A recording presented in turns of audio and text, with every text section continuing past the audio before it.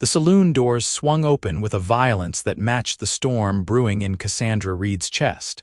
But she kept her eyes fixed on the scarred floorboards beneath her bare feet, knowing that any sign of defiance would earn her another bruise to hide beneath powder and paint. It was August 1884 in Dodge City, Kansas, and the heat seemed to press down on everything with the weight of 1,000 regrets. Cassandra stood on the makeshift stage at the back of the Golden Spur Saloon, her cotton dress clinging to her skin, her dark hair pinned up in a way that made her neck look longer, more vulnerable. She was 22 years old, though some days she felt ancient, worn down by the endless nights of dancing while men shouted crude suggestions and threw coins at her feet like she was nothing more than a performing dog. Marcus Hale, the saloon owner, stood in the corner with his arms crossed over his barrel chest, watching her with eyes that held no warmth, only calculation. He had bought her debt from a crooked card dealer 6 months ago, and since then, Cassandra had belonged to him in every way that mattered under the eyes of men who cared nothing for justice. The debt had been her father's, accumulated during a streak of bad luck and worse judgment before he died of cholera, leaving Cassandra alone in a world that had no mercy for women without protection. The piano player, an older man named Samuel who sometimes looked at her with pity, began the familiar melody. Cassandra lifted her arms and began to move, her body responding to the music even as her mind retreated to somewhere far away, somewhere green and peaceful where the air did not smell of whiskey and tobacco smoke. The men at the tables hooted and hollered, their faces flushed with drink, their eyes hungry. She spun across the stage, her movements graceful despite the heaviness in her heart. This was survival, she told herself. This was what she had to do to eat, to have a roof over her head, to avoid something worse. Marcus had made it clear that if she refused to dance, there were other ways he could make money from a woman in her position, ways that would break whatever remained of her spirit. The saloon was packed that night, filled with cowboys fresh from a cattle drive, their pockets heavy with wages they were eager to spend. They slapped the tables and demanded more drinks, more music, more of everything that Dodge City had to offer a man with money and no conscience. Cassandra tried not to look at their faces, tried not to see the individual men who watched her, because that made it harder, made it more real. But then her gaze caught on someone different, a man sitting alone at a table near the back, away from the rowdiest groups. He was tall even seated, with broad shoulders and sun-darkened skin that spoke of countless days under the prairie sky. His hat was pulled low, shadowing his face, but she could see the line of his jaw, strong and clean. Unlike the others, he was not shouting or leering. He sat still, his hands wrapped around a glass of whiskey that he did not seem to be drinking, and he was watching her with an expression she could not quite read. Cassandra stumbled slightly, her concentration broken, and had to catch herself before she fell. The men laughed, thinking it part of the performance, but Marcus's eyes narrowed dangerously. She could not afford mistakes. She could not afford to give him any reason to punish her. She finished the dance with her heart pounding, not from exertion but from the weight of that stranger's gaze. When the music ended, she hurried off the stage and toward the small back room where the saloon girls changed and rested between performances. But Marcus caught her arm, his fingers digging in hard enough to leave marks. "You were sloppy tonight," he said, his voice low and mean. "The customers pay good money to watch you dance, and you give them that half-hearted garbage." "I am sorry," Cassandra said, keeping her voice soft, submissive. Fighting back only made things worse. "It will not happen again. You are right about that." Marcus released her arm with a shove. "Get yourself cleaned up. You are going back out there in 20 minutes.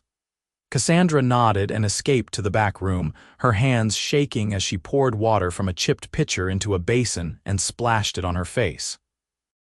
Her reflection in the small, cloudy mirror showed a woman she barely recognized, all hollow eyes and false smiles.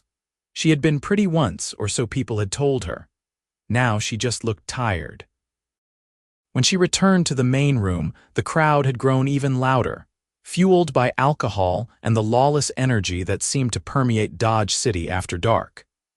The piano player gave her a sympathetic look as she climbed back onto the stage, and the music began again.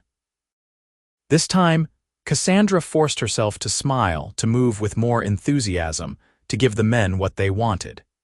She had learned early on that resistance only brought pain, and she had endured enough pain to last a lifetime. Better to surrender, to become whatever they needed her to be, to survive another day. She was halfway through the dance when she saw the stranger stand up. He moved with a deliberate slowness, weaving between the tables toward the bar where Marcus stood counting the night's earnings. Cassandra tried to keep dancing, tried not to watch, but something about the way the man carried himself demanded attention. He was younger than she had first thought, probably no more than 26 or 27, with dark hair that curled slightly at the nape of his neck, and eyes the color of creek water in summer. He wore the practical clothes of a working cowboy, denim and leather worn soft from use, and there was a revolver holstered at his hip that he carried with the ease of someone who knew how to use it. The stranger said something to Marcus, too quiet for Cassandra to hear over the music and noise. Marcus shook his head, his expression dismissive. The stranger spoke again, and this time his voice carried just enough for Cassandra to catch a few words. "How much?" Marcus laughed, a harsh sound that cut through the room. "She is not for sale, cowboy. The girl dances here, and that is all."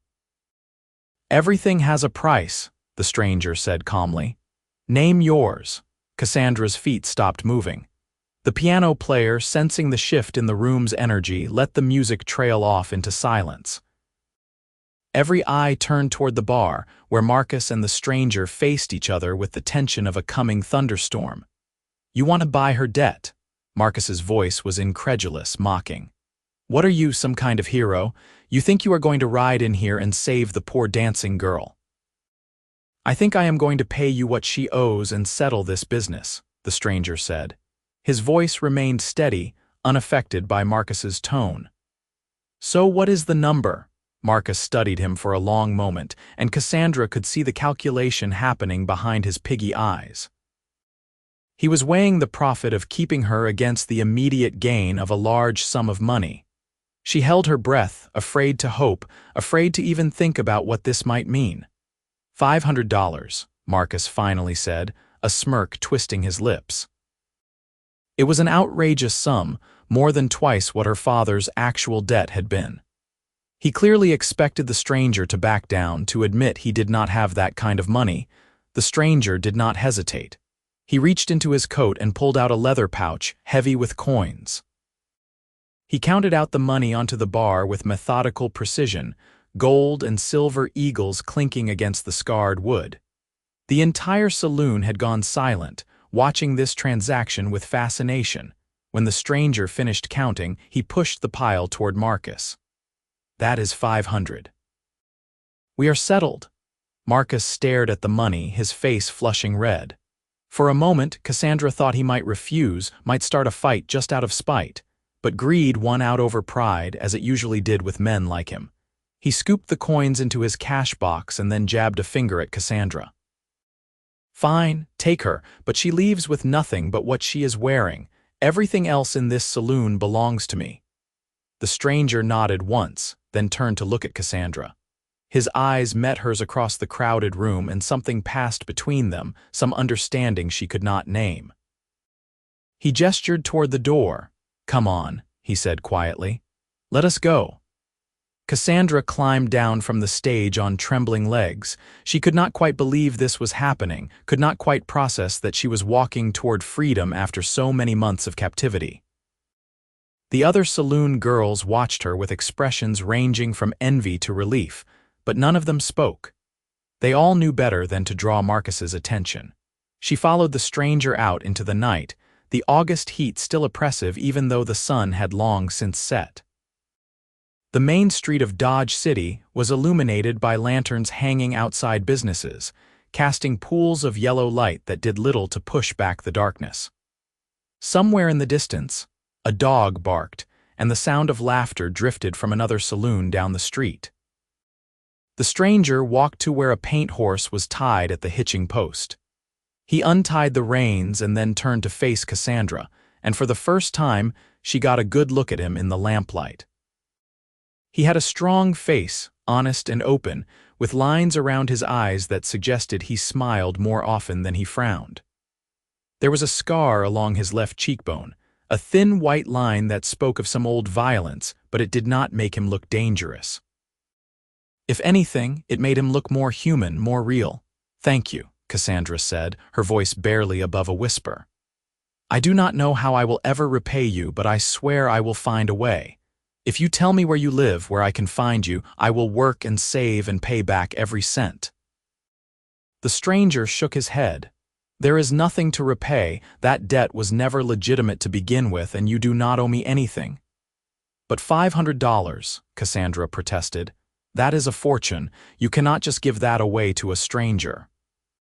"I can do whatever I want with my money," he said, and there was a hint of amusement in his voice.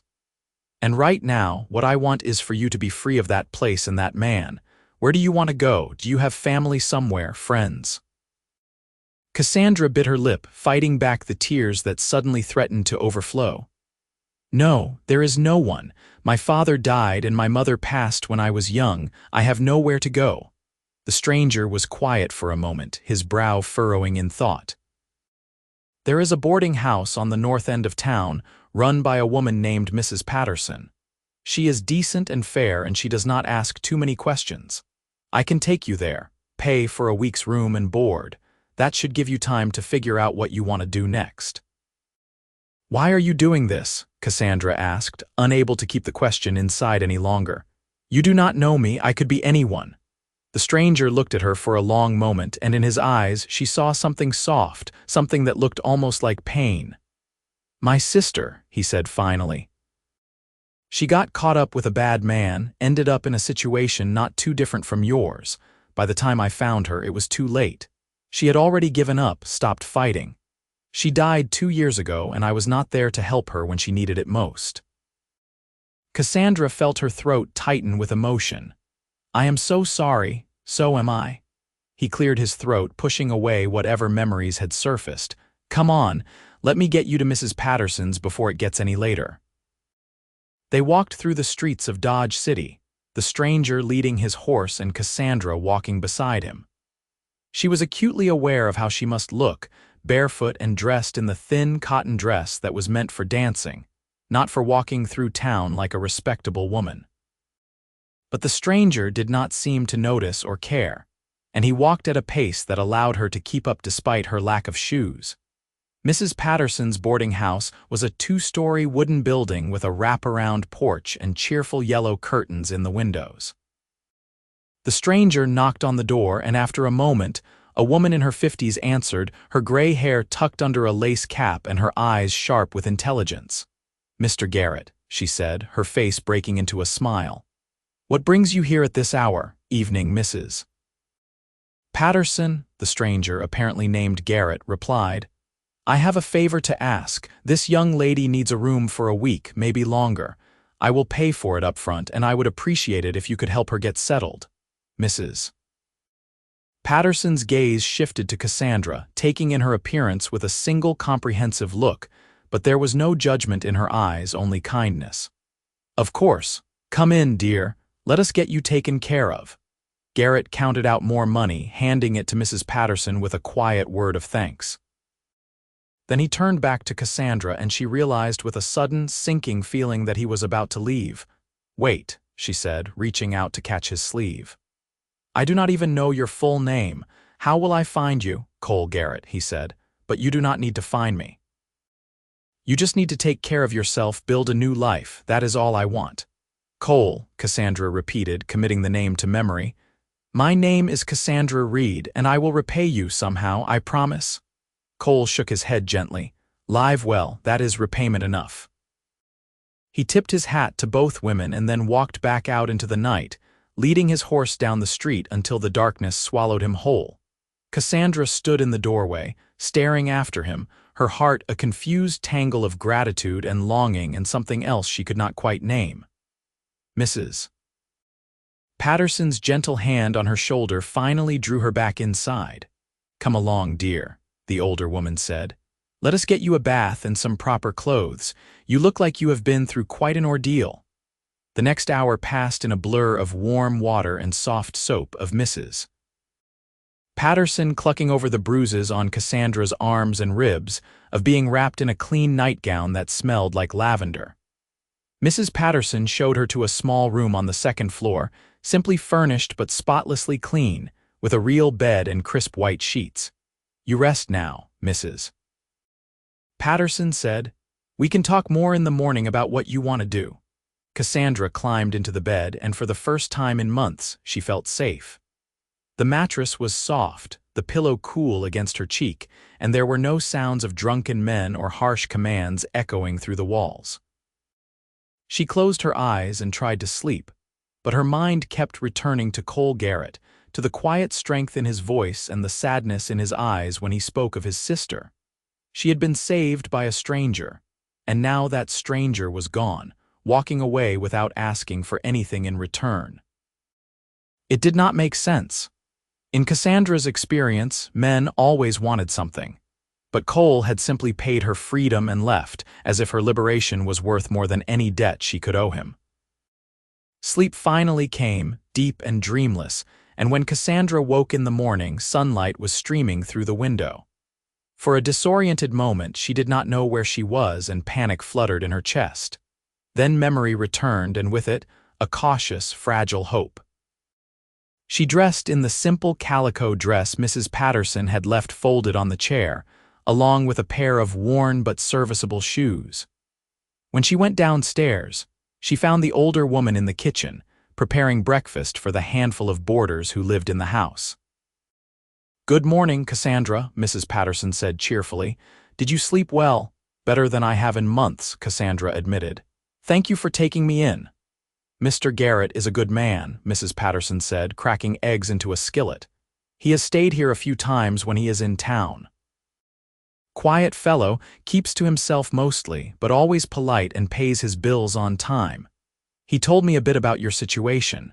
You do not have to worry about any judgment from me, dear. We all do what we must to survive." Cassandra felt tears prick at her eyes again. She was not used to kindness, not anymore. "Do you know where he went, Mr. Garrett, I mean?" Mrs. Patterson glanced at her with a knowing look. "He works on a ranch about 15 miles outside of town, the Circle T owned by Thomas Brennan. Mr. Garrett is the foreman there, has been for a few years now. He comes into Dodge City every few months for supplies or to help with cattle drives." 15 miles, Cassandra murmured. "It might as well have been 1,000. "If you are thinking about trying to find him, I would advise against it," Mrs. Patterson said gently. "Mr. Garrett struck me as a man who did what he did because it was the right thing to do, not because he was looking for gratitude or companionship. Sometimes the best way to honor a kindness is to accept it gracefully and move forward." Cassandra nodded, knowing the older woman was right. But that did not stop the ache in her chest, the feeling that something important had walked out of her life before she even had a chance to understand what it was. The next few days passed quietly. Cassandra helped Mrs. Patterson around the boarding house, cooking and cleaning in exchange for her continued room and board. It felt good to do honest work, to use her hands for something productive rather than dancing for the entertainment of men who saw her as less than human. The other boarders were kind enough, mostly older folks or young men just passing through town, and they treated her with respect. But Cassandra could not stop thinking about Cole Garrett. She found herself replaying their brief encounter over and over, analyzing every word, every look. He had saved her, and then he had walked away, and she could not understand why that bothered her so much. She should be grateful, should be focused on building a new life for herself. But instead, she was consumed by thoughts of a man she had known for less than an hour. On the fourth day, Mrs. Patterson sat her down at the kitchen table with a cup of tea.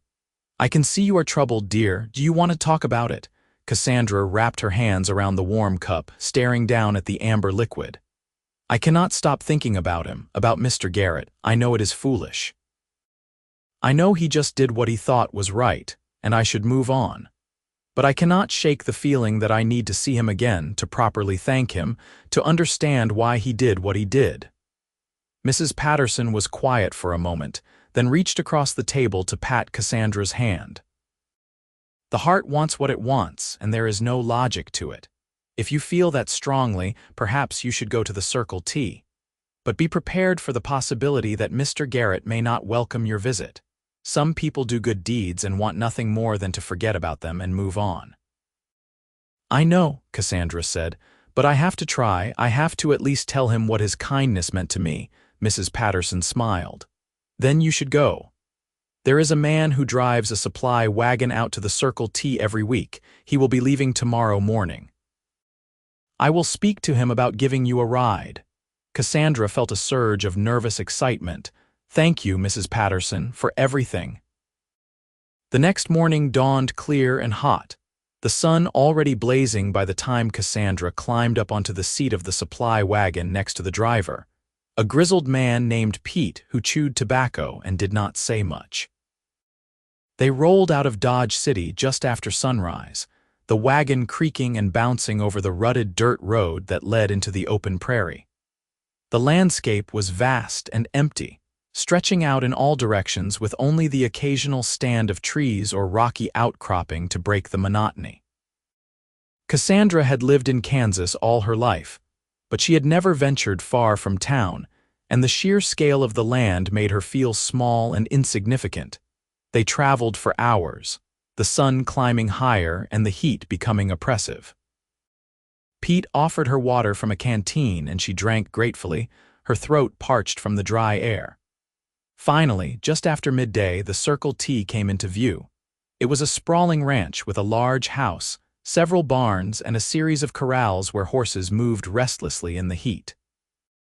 Cowboys worked in the distance, too far away for Cassandra to make out individual faces, and the air was filled with the sounds of cattle lowing and horses neighing. Pete pulled the wagon up to the main house and climbed down, beginning to unload supplies. Cassandra sat frozen for a moment, suddenly unsure of herself. What was she doing here? What if Cole did not want to see her? What if he was angry that she had tracked him down, but she had come this far and she was not going to turn back now? She climbed down from the wagon and approached the house, her heart pounding.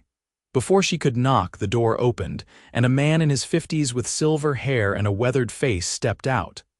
"Can I help you, miss?" he asked, his tone polite but curious. "I am looking for Cole Garrett," Cassandra said, her voice steadier than she felt. "Is he here?" The man studied her for a moment. "I am Thomas Brennan, owner of this ranch. Cole is out with the herd right now, but he should be back before supper. May I ask what your business is with him?" Cassandra hesitated, then decided on honesty. "He helped me. A few days ago in Dodge City, I wanted to thank him properly." Thomas's expression softened. "I see. Well, you are welcome to wait. It is too hot to send you back to town right now anyway. Come inside, and my wife will get you something cool to drink." Cassandra followed him into the house, which was surprisingly comfortable, with sturdy furniture and colorful rugs on the wooden floors. A woman with kind eyes and graying brown hair appeared from the back of the house, and Thomas introduced her as his wife, Margaret. Margaret fussed over Cassandra, insisting she sit down and rest, bringing her cold water and sandwiches. The Brennans were warm and welcoming, asking her questions about Dodge City and her plans for the future without being intrusive. Cassandra found herself relaxing, enjoying their company despite her nervous anticipation about seeing Cole again. The afternoon stretched on, and Cassandra sat on the porch, watching the horizon for any sign of the cowboys returning. The heat was beginning to fade, the sun starting its slow descent toward the western horizon when she finally saw them. A group of riders appeared in the distance, silhouetted against the orange sky. As they drew closer, Cassandra's heart began to race. She recognized Cole immediately, sitting tall in the saddle on his paint horse, his hat pulled low against the sun. He rode with the easy grace of someone who had spent most of his life on horseback, and even from a distance, she could see the strength in his shoulders, the confidence in his posture. The cowboys rode into the yard, dismounting and beginning the process of unsaddling their horses and putting away their gear. Cole was halfway to the barn when he glanced toward the house and saw her standing on the porch. He stopped dead in his tracks, his expression shifting from surprise to something she could not quite read. For a long moment, they just stared at each other across the dusty yard. Then Cole handed his horse's reins to another cowboy and walked slowly toward the house. Cassandra descended the porch steps to meet him, her hands twisting nervously in front of her. Up close, he looked tired, his face dusty and his shirt stained with sweat, but his eyes were as clear and direct as she remembered.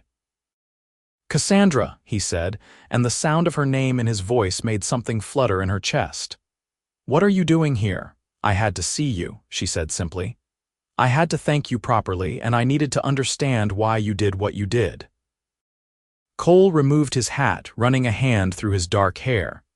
"I told you there was nothing to understand. I saw someone who needed help and I helped, that is all." "That is not all," Cassandra insisted. "You gave me my freedom, Cole. You paid a fortune for a stranger and then you walked away without asking for anything in return. People do not do that. Men do not do that, so please help me understand why." Cole looked away, his jaw tightening. "I told you about my sister. Yes, and I am truly sorry for your loss. But there has to be more to it than that. You could honor your sister's memory in 100 different ways. Why this? Why me?" He was quiet for so long that Cassandra thought he might not answer. When he finally spoke, his voice was low, almost reluctant. "Because when I looked at you on that stage, I saw someone who was still fighting. Your eyes were empty and you were going through the motions, but there was something underneath it all, some spark that had not been completely extinguished. My sister lost that spark, and I could not save her. But maybe I could save you." Cassandra felt tears sliding down her cheeks before she even realized she was crying. "You did save me. You gave me a chance at a real life, at being more than what Marcus Hale wanted me to be. And I know you do not want anything from me, but I need you to know that your kindness changed everything. It gave me hope when I thought there was none left." Cole reached out tentatively and brushed a tear from her cheek with his thumb, the gesture so gentle that it made her cry harder. "I am glad," he said softly. "I am glad you are safe and that you have a chance now, but you did not need to come all the way out here to tell me that." "Yes, I did," Cassandra said, looking up at him through tear-blurred eyes. "Because I think there is something between us, something that started the moment our eyes met in that saloon. And I could not let you walk away without finding out if I was right." Cole's eyes widened slightly, and for a moment she saw vulnerability there, a crack in his carefully maintained composure.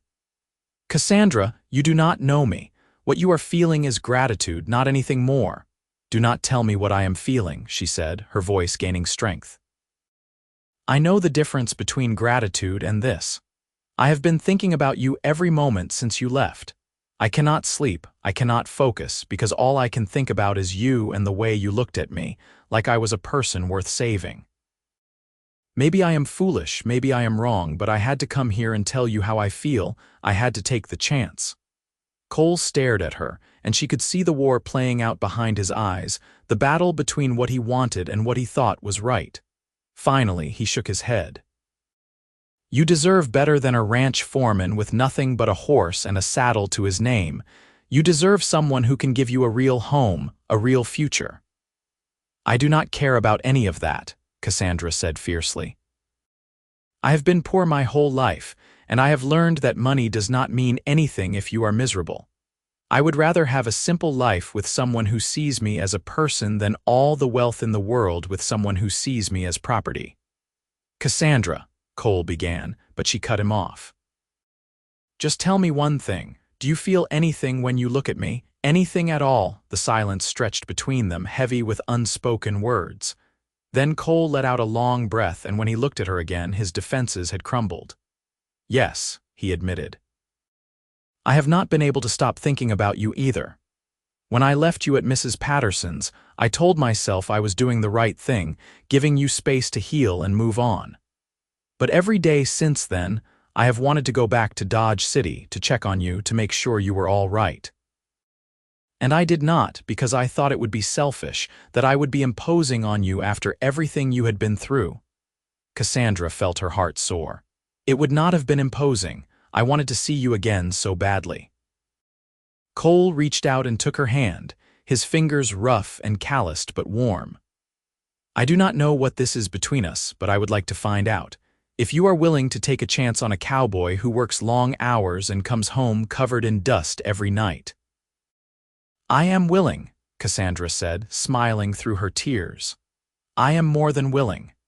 They stood there in the fading light, holding hands and looking at each other like they were the only two people in the world. From the porch, Thomas Brennan watched with a satisfied smile, then turned to go inside and give them privacy. Over the next few weeks, Cassandra settled into life at the Circle T.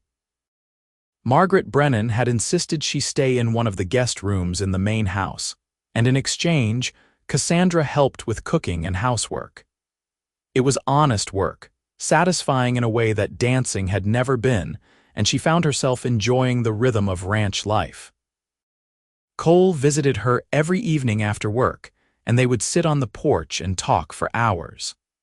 Cassandra learned that he was from Texas originally, that he had grown up on a small ranch that his family lost during the hard years after the Civil War. His father had died in the war, and his mother had passed from pneumonia a few years later, leaving Cole and his younger sister to fend for themselves. He had worked as a cowboy on various ranches, saving his money and learning the trade, until Thomas Brennan had recognized his skills and made him foreman of the Circle T. His sister, Emma, had fallen in love with a man who seemed charming at first but turned out to be controlling and abusive. By the time Cole realized what was happening and tracked her down, she had already given up hope. She had died from pneumonia, but Cole believed it was really a broken spirit that had killed her. She had simply lost the will to live.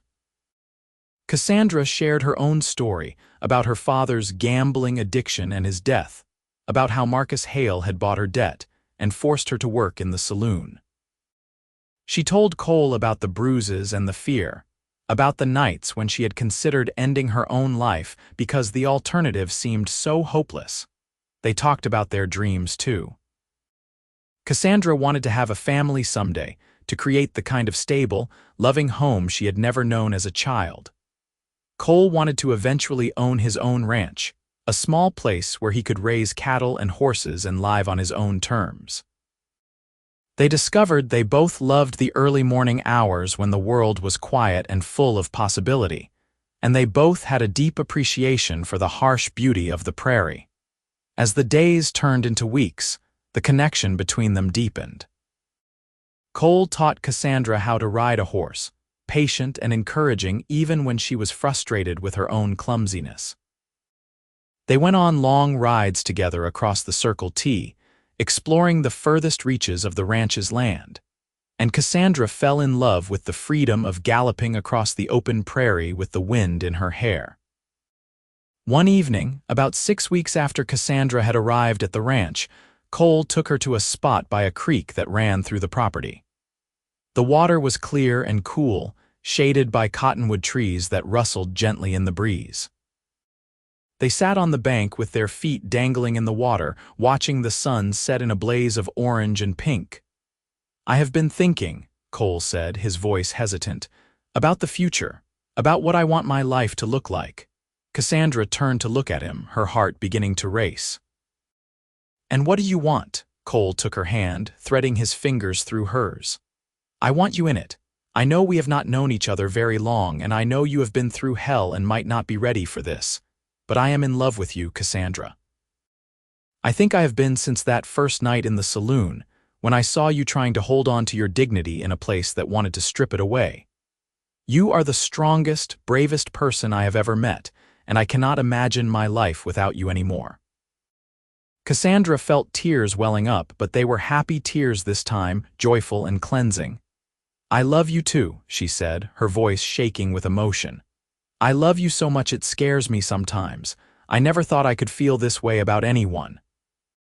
Cole cupped her face in his hands, his eyes searching hers. "Then marry me. I do not have much to offer you right now, but I promise I will work hard every day to give you the life you deserve. We can start small, save our money, and eventually buy our own place. We can build something together, something that is ours." "Yes," Cassandra said without hesitation. "Yes, I will marry you, Cole Garrett. I do not need riches or a big house, I just need you." Cole kissed her then, gentle and tender, and Cassandra felt like her heart might burst from the sheer happiness of it. She had gone from being a prisoner, forced to dance for men's entertainment, to being a woman loved and cherished by a good man. It felt like a miracle, like the universe had finally decided to show her kindness after so many years of cruelty. They were married 2 weeks later in a small ceremony at the ranch, with Thomas and Margaret Brennan serving as witnesses. Cassandra wore a simple white dress that Margaret had helped her sew, and Cole wore his best shirt and pants, his hair freshly cut and his face clean-shaven. Mrs. Patterson came out from Dodge City for the ceremony, beaming with pride and dabbing at her eyes with a handkerchief. The local preacher performed the ceremony under the cottonwood trees by the creek, and when he pronounced them husband and wife, Cole kissed Cassandra with a passion that made her blush and the small gathering cheer. It was not a fancy wedding, but it was perfect, filled with love and hope and the promise of a future together. Thomas Brennan had surprised them by offering to let them live in a small cabin on the edge of the ranch property. It was not much, just 2 rooms and a fireplace, but it was theirs, and Cassandra threw herself into making it a home. She sewed curtains for the windows, planted a small garden outside, and filled the cabin with little touches that made it feel warm and welcoming. Married life suited them both. Cole continued working as foreman, and Cassandra took on sewing and laundry work for the other cowboys, earning her own money and contributing to their savings. They worked side by side, building their future one day at a time, and every night they fell asleep in each other's arms, grateful for the love they had found. The first year of their marriage was not without challenges. There were times when money was tight, when unexpected expenses arose and they had to tighten their belts and make do with less. There were days when Cole came home exhausted and frustrated from dealing with difficult cattle or broken equipment, and Cassandra had to remind him to rest and take care of himself.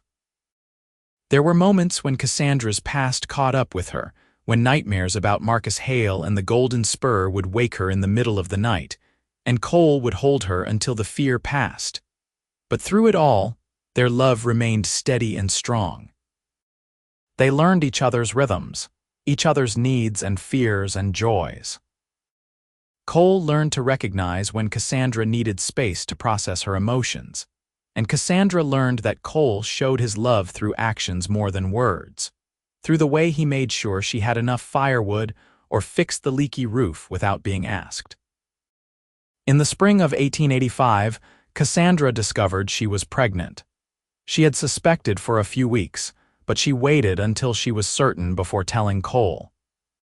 When she finally shared the news with him over breakfast one morning, he stared at her in stunned silence for a moment, then let out a whoop of joy that probably woke everyone on the ranch. He swept her up in his arms and spun her around, laughing and crying at the same time. "We are going to have a baby," he kept saying, as if he could not quite believe it. "We are going to be parents." Cassandra laughed, her own eyes filled with happy tears. "Yes, we are. Are you ready for this?" "I have never been more ready for anything in my life," Cole said, setting her down gently and placing a hand on her still flat stomach. "This child is going to have everything we did not, Cassandra. Love, stability, parents who are present and devoted. We are going to give our baby the childhood we both deserved." The pregnancy progressed smoothly, and Cassandra bloomed with health and happiness. Margaret Brennan fussed over her like a mother hen, making sure she ate well and rested enough. Cole became almost comically overprotective, insisting that Cassandra not lift anything heavy or work too hard, much to her amused exasperation. Their son was born in December of 1885, during the first snowfall of the year. The labor was long and difficult, and there were moments when Cole feared he might lose Cassandra, but she was strong and determined, and when the baby finally came into the world with a lusty cry, Cole wept with relief and joy. They named him Thomas after Thomas Brennan, but called him Tommy. He had Cassandra's dark hair and Cole's green eyes, and from the very beginning, he was loved beyond measure. Cole was a devoted father, spending every free moment with his son, teaching him about the ranch and the land even when Tommy was too young to understand. Cassandra marveled at the transformation in her life. Less than 2 years ago, she had been a prisoner, dancing in a saloon and dreaming of escape. Now she was a wife and mother, living a life she had never dared to imagine. There were still hard days, still moments when the past threatened to drag her down, but Cole was always there, steady and loving, reminding her of how far they had come. As Tommy grew from an infant to a toddler, Cole and Cassandra continued to save every penny they could. Their dream of owning their own ranch never faded, and they talked about it often, planning and scheming and imagining what their future home would look like. In the summer of 1887, opportunity finally knocked. A small ranch about 20 miles from the Circle T came up for sale. The owner had died without heirs, and his estate was being settled quickly. The land was good, with a creek running through it and enough grazing for a decent-sized herd, but the buildings were run down and in need of significant repair. Because of this, the price was lower than it might otherwise have been, though still substantial. Cole and Cassandra looked at their savings and realized they were close, but not quite close enough. They went to Thomas Brennan, unsure of what to say, but the older man surprised them by offering to loan them the remaining amount at a fair interest rate. "You two have worked hard and proven yourselves," Thomas said, his eyes warm. "I would be proud to help you achieve your dream. Besides, I will need a reliable neighbor to keep an eye on things when Margaret and I get too old to manage the Circle T properly." With Thomas's help, Cole and Cassandra bought the ranch in August of 1887. They named it the Double C for Cole and Cassandra, and threw themselves into the enormous task of making it livable and productive. They spent months repairing the house and barn, replacing rotted wood and patching the roof. They bought a small starter herd of cattle and a few horses, using every bit of knowledge Cole had accumulated over years of ranch work. It was backbreaking labor, made more challenging by the fact that they had Tommy to care for as well. But they approached it as a team, supporting and encouraging each other through the difficult days. Cassandra learned skills she never thought she would need, like mending fences and helping with difficult animal births. Cole learned to be patient with tasks that did not come naturally to him, like keeping financial records and planning for the future. Their second child, a daughter they named Emma after Cole's sister, was born in the spring of 1889. She was a peaceful baby, content to watch the world with her wide blue eyes, and she brought even more joy to their growing family. Tommy adored his little sister, always wanting to help take care of her and show her the ranch. The years passed in a blur of hard work and happiness. The Double C prospered slowly but steadily, growing from a struggling operation into a respectable small ranch. Cole's reputation as an honest and skilled rancher spread, and they were able to sell their cattle at good prices. Cassandra's garden flourished, providing vegetables for their table and enough extra to sell in town. They paid back Thomas Brennan ahead of schedule, and he insisted on celebrating with a dinner that brought together everyone who had been part of their journey. By 1892, the Double C was thriving. They had expanded their herd, hired 2 ranch hands to help with the work, and built a new barn that was the envy of the surrounding ranches. Tommy was 6 years old and already learning to rope and ride, showing his father's natural talent with horses. Emma was 3, a bright and curious child who followed her mother everywhere and asked endless questions about the world. Cassandra sometimes found herself standing on the porch of their house, looking out over the land that was theirs and marveling at how far they had come. She thought about that night in the Golden Spur Saloon, about the desperate girl she had been, forced to dance for men's entertainment with no hope of escape. She thought about Cole walking into that saloon and changing her life with a simple act of kindness and courage. "What are you thinking about?" Cole asked, coming up behind her and wrapping his arms around her waist. Cassandra leaned back against him, savoring his warmth and strength. "About how lucky I am, about how different my life could have been if you had not walked into that saloon." "I am the lucky one," Cole said, kissing the top of her head. "You gave me a family, a purpose, something to work for beyond just surviving. You made me believe in the future again." "We made it together," Cassandra corrected gently. "Every bit of this, we built it side by side." They stood together in comfortable silence, watching the sun set over their land. In the distance, they could hear Tommy laughing as he played with the ranch dogs, and through the open window behind them came the sound of Emma singing to herself as she played with her dolls. "Do you ever regret it?" Cole asked quietly. "The hard work, the struggles, the years of scraping by to make this place successful?" Cassandra turned in his arms to face him, her eyes shining with love. "Not for a single moment. This life, this family, this ranch, it is everything I ever dreamed of and more." "You gave me my freedom that night, Cole, but more than that, you gave me a reason to use that freedom to build something beautiful. I would not change a single thing about our journey." Cole kissed her then, deep and tender, and Cassandra felt the same spark that had ignited between them that first night in Dodge City. 8 years of marriage had not dimmed their passion or their love. If anything, it had grown stronger, deepened by shared struggles and triumphs, by the children they had created together, by the life they had built from nothing. In 1894, their third child was born, another son they named William. His arrival was celebrated by the entire community, which had come to respect and admire the Garrett family. Cassandra was now 32, and Cole was 36, both of them still young but weathered by the challenges of ranch life. They had lines around their eyes and calluses on their hands, but they carried themselves with the confidence of people who had fought for their happiness and won.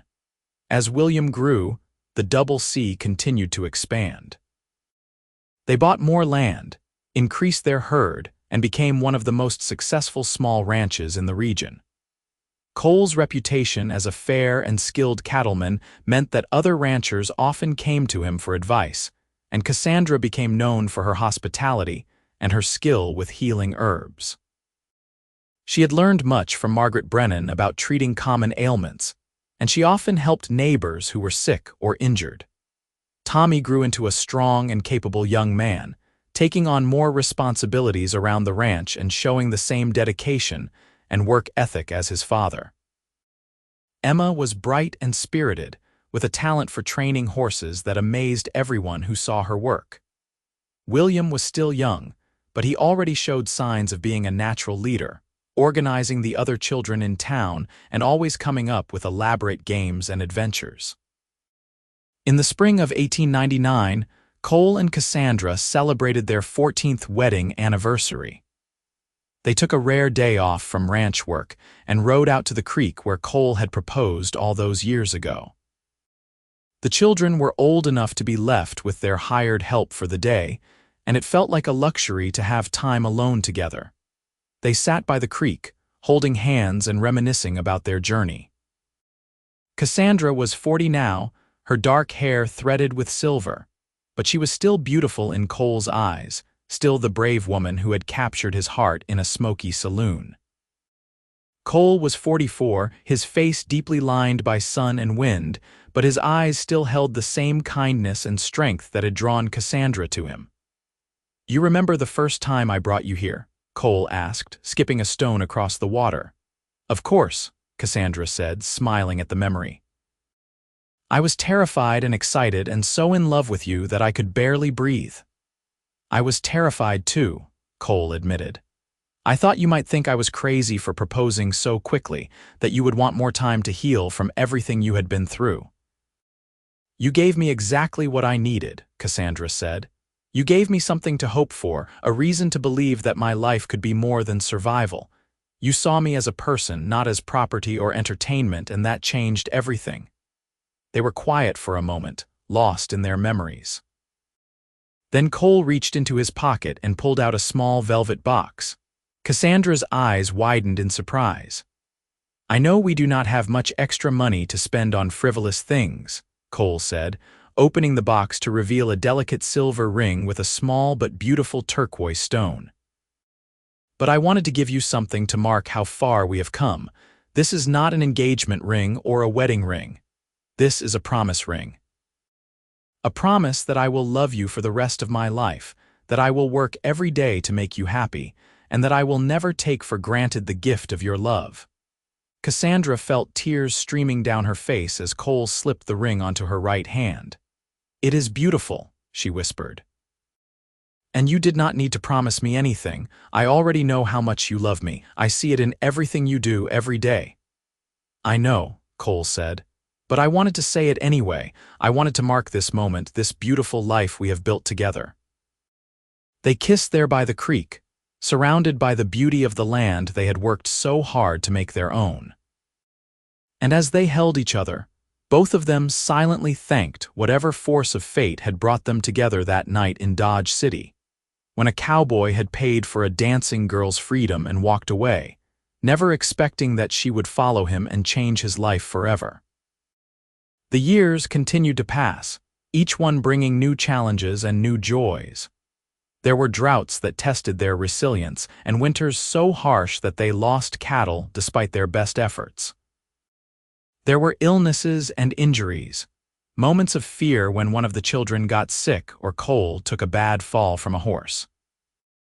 But there were also moments of pure happiness, like when Tommy married a sweet girl from town and brought her to live on the ranch, or when Emma won a horse training competition in Dodge City and came home with a blue ribbon and a smile that lit up the whole house. In 1905, Cassandra became a grandmother for the first time when Tommy and his wife had a daughter. Holding her granddaughter for the first time, Cassandra was overwhelmed by the distance between who she had been and who she had become. That frightened girl dancing in the Golden Spur Saloon could never have imagined this moment, this life full of love and family and purpose. Cole was there beside her, looking at their granddaughter with wonder in his eyes. She has your nose, he said softly, and your eyes, Cassandra replied. She is perfect. They named the baby Grace, and she became the first of many grandchildren who would eventually fill the Double C with laughter and chaos. Emma married a few years later, and William eventually took over the day-to-day management of the ranch, allowing Cole and Cassandra to slow down a bit and enjoy their later years. By 1910, Cole and Cassandra were in their 50s, grandparents several times over, respected members of their community, and living proof that love and hard work could overcome even the darkest of beginnings. The Double C had become one of the most successful ranches in the region, known for its quality cattle and horses, and for the integrity of the family that ran it. One evening, as they sat on their porch watching the sunset, Cole took Cassandra's hand. Her fingers were bent with age and hard work, but they were still strong, still capable, and he brought them to his lips and kissed them gently. "You remember what Mrs. Patterson said to you back when I first bought your freedom?" Cole asked. Cassandra thought for a moment, then smiled. "She said that sometimes the best way to honor a kindness is to accept it gracefully and move forward." "That is right," Cole said, "but I think she was only partly correct. I think you honored my kindness by living fully, by building this life with me, by becoming the amazing woman and mother and grandmother that you are. You took the chance I gave you and made something extraordinary out of it." Cassandra squeezed his hand. "We made something extraordinary together. I could not have done any of this without you, Cole. You did not just buy my freedom that night. You gave me a reason to be free, a reason to fight for a better life. You showed me that I was worth saving. You were always worth saving, Cole said fiercely. I just had the privilege of being the one to do it. They sat together as the sun dipped below the horizon, painting the sky in shades of orange and purple and pink. Around them, the sounds of their family drifted through the evening air. Tommy was teaching his son to rope, Emma was laughing with her husband, William was discussing cattle prices with one of the ranch hands. It was a symphony of normal, everyday life, but to Cole and Cassandra it was nothing short of miraculous. I love you, Cassandra said, leaning her head on Cole's shoulder. I have loved you from the moment you looked at me like I was a person instead of a thing, and I will love you until the day I die. And I love you, Cole replied, wrapping his arm around her. You are the best decision I ever made, Cassandra Garrett, the very best. As the stars began to appear in the darkening sky, they remained there together. Two souls who had found each other in the most unlikely of circumstances and had built a life that was testament to the power of kindness, courage, and enduring love. The cowboy had paid for the dancing girl's freedom and walked away, but she had followed him, and together they had created something beautiful that would last for generations to come. Years later, when their grandchildren asked about how they met, Cole and Cassandra would tell the story with all its painful truths and surprising joys. They never sugar-coated the difficulty of those early days, never pretended that their path had been easy. But they always emphasized the same lesson: that one act of kindness could change a life, that love could bloom even in the darkest places, and that with courage and commitment, two people could build something lasting and beautiful. The Double C Ranch continued to thrive long after Cole and Cassandra were gone, passed down through their children and grandchildren, each generation adding their own stories to the family legacy. But it all started with a cowboy who walked into a saloon, saw a woman who needed saving and had the courage to act. And it flourished because that woman had the courage to follow him, to risk her heart, and to believe that she deserved the freedom and love he offered. In the end, that was the true miracle of their story.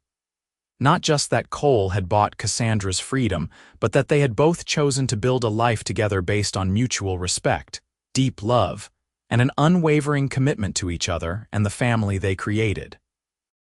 They had taken the broken pieces of their pasts and forged them into something whole and beautiful, proving that even in the harsh landscape of the Wild West, love could not only survive but thrive. Their love story became legend in their community, told and retold around dinner tables and campfires, an inspiration to anyone who had ever doubted the possibility of redemption or the power of second chances. And though the world continued to change around them, though the Wild West gradually gave way to civilization and progress, the love between Cole and Cassandra Garrett remained constant, a beacon of hope and proof that sometimes, against all odds, true love really does conquer all.